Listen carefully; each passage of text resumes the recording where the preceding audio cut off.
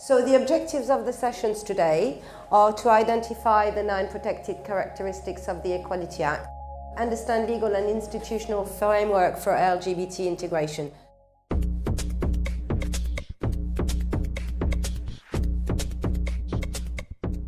understand legal and institutional framework, identify some teaching resources, reflect on your own practice. I'll give you some strategies for challenging discrimination because when we start talking and raising awareness about LGBT and OT people, some people have got some very strong beliefs, opinion, which can come across as homophobic, transphobic, biphobic. So if you come across that, how do you challenge it in a non-confrontational way?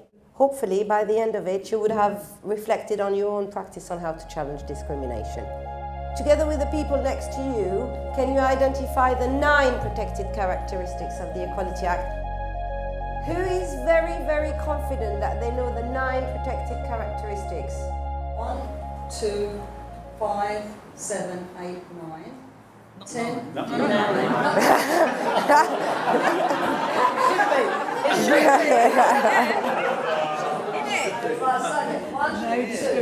5, 7, 8, 10, 11, 15, 16. What does the Equality Act mean to you? 5, 4, 3, 2, 1, go. How brave can you be about putting in a controversial topic that you know is going to raise some issues that you're then going to have to deal with? I learn as children, we get taught these things at school, and it's about then giving the parents a safe platform to discuss those with their kids. Yes. Give them the vocabulary. In ESOL, it's a different kettle of fish altogether. Can be. Because you've got to break 2 barriers, do you know what I mean? And you don't know how they communicate with their children and what their level of openness is on that subject or any other subject, as a matter of fact. If someone said to you they were severely depressed in secret, or they were bipolar or schizophrenic, and you respect their privacy, but then there's a new thing, there's another issue. If they go into another person's class, should you tell that other teacher? When we talk about disability, it's about visible and invisible disability. Mental health is included. People's sexuality is obviously naturally occurring, so I do bring it into the teaching, and 9 times out of 10 there's one person in the room that says it's not natural.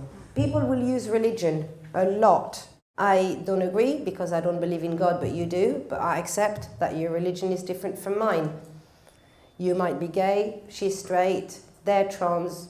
You don't have to agree with it, but you have to accept. These are what other people have said about LGBT inclusion.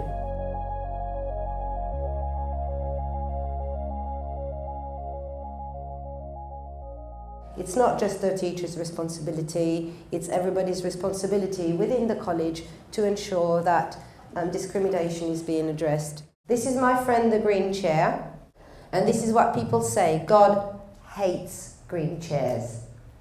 All green chairs should be destroyed. All chairs should be purple. Being green is not natural. And is that an insult or is that an opinion?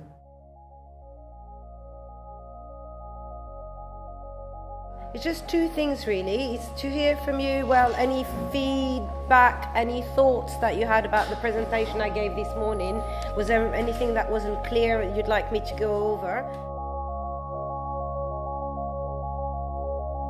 And all I can do is offer a range of strategies that you can use. If it's blatantly homophobic, you need to do it in front of the whole class, saying this is totally unacceptable.